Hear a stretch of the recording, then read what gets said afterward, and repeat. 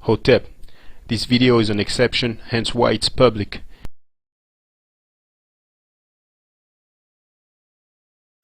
I've put the PhD so the brother don't get offended. I dedicate this video to Dr. Ben. I don't claim to know him. I have never met him. I want to give props to and to Sarah Sutenseti.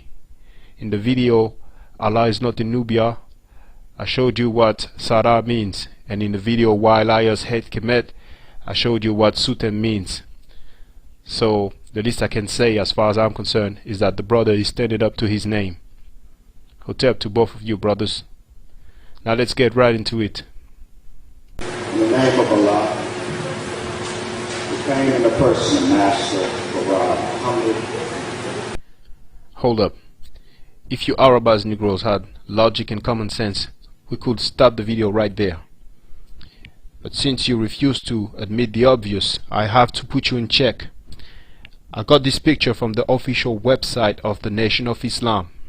For those who don't know, this is the painting slash drawing slash picture of Fard Muhammad, that white man that you're looking at on the screen.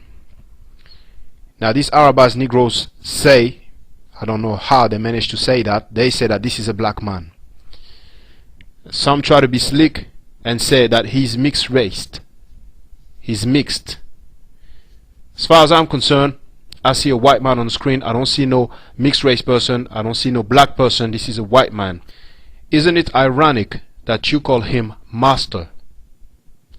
Check this out.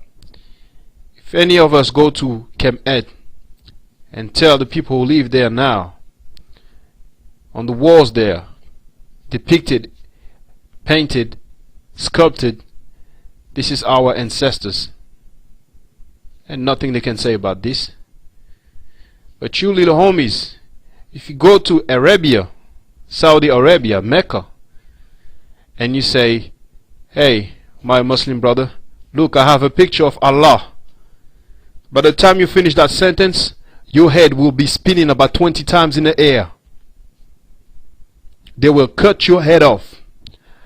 You won't say that. You're a slave, you know better. You're only going to say that to the brothers in jail. You're going to say, look man, is that religion? This is our God, this is Allah. Anyway, this is Wahid Din Muhammad saying how his own father, Elijah Muhammad, lied about Fard Muhammad. And I told him that I could more readily believe that he was God than I could believe that his teacher was God, because his teacher was a white man and he said white people were devils. So I didn't change. And as I was leaving, my mother was hurt, and it hurt me to see her hurting like that. She said, she walked me to the door, which she didn't do. That was normal for her. When my father excused you. And she stood on the porch at the door and she said, Wallace, why don't you go back there and accept this? Just say you believe. I said, Mama, tell me what Mr. Farad told you all. I said, did he tell you he was God? And she looked like her face went blank and looked like she didn't know what to say. And a few seconds she said, no, he did not.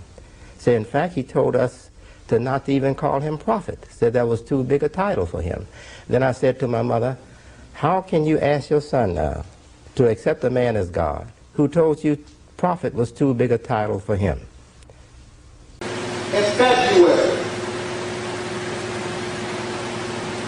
I challenged my brother Walter Williams to a debate on a point of his published work. That invitation to debate and the fallout from the non-debate created a discussion.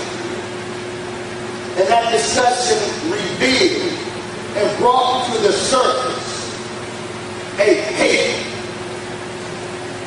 hate for Islam. Incredible, your vocabulary is very slick.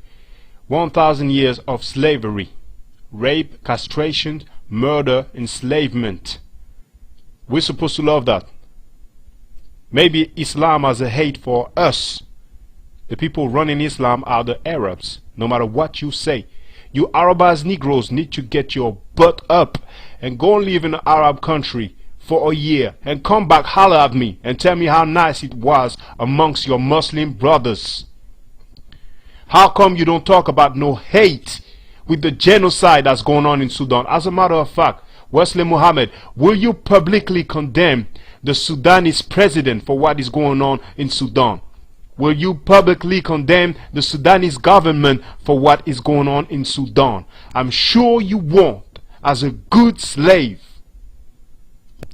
But as soon as some people are not down with one book, one religion, one doctrine, one belief system, believing is not knowing, you want to talk about hate.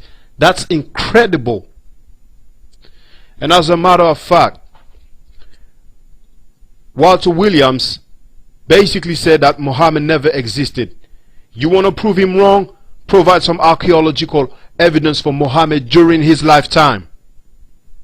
And don't go talking about the Quran, because I will ask you, when was your Quran printed? Where are the originals? Is there any original? How old are the oldest copies? Step up to the plate properly. I'm here in Harlem not to lecture, but to debate. Is Islam an Arab religion or is it an African religion? Bring it on, dog. Beach, dog. African origins of the major Western religion. He said Africans were involved in Islam's creation. But the Muslim Arabs have been for some time recently teaching a sort of religious history in which the indigenous African finds themselves omitted from the historical role they played in Islam's order. I submit to my brother, Dr. Yusuf bin Yaqub. You just shot yourself in the foot. The first sentence is enough. Africans were involved in Islam's creation. That's what it says. Being involved in something doesn't mean being the originators of something. I have not read that book. I wouldn't be surprised if that makes an allusion to Bilal, who, by the way, from the last time I checked, is not in the Quran. And by the way, according to Islamic tradition, he was a slave. Let me clarify in terms that groupies might understand, because I have a feeling that they do not understand words. If your friend commits a crime, let's say a murder, and you are a getaway driver, you are involved in the crime in a court of law. You have not committed the crime, but you are involved in it. Let's move on. No, let's carry on with more simplified terms. If some white Arabs come and enslave our people for 1,000 years, and some Arabized Negroes help them in doing so, they are guilty, they are participants, but they are still not instigators. Check your dictionaries, suckers. He says, and I quote, in this article, Africans in the birth and expansion of Islam. Ironically, though the origins of Islam are rooted in the African tradition, and the growth of the Islamic empire brought forward by the genius and might of African Muslims. As the 20th century comes to a close, Islam is associated more with the Semitic white Arabs. How, brothers and ladies, ask us, did this come about? Most of the time, the 3 points of lame scholarship occurs. I will highlight it. No names, no dates, no places. You just make an allegation. You don't show no archaeological evidence, no manuscripts. It's an anonymous history. Okay, it looks like it's going to happen a lot, so I have to talk over it, because as most of you have noticed, he is not the fastest talking person on the planet. Now, he is quoting Dr. Ben. If you want to see what he's talking about, the video is called Black Arabia and the African Origin of Islam. That's part 2. There's only 2 parts. and it's around minute 2.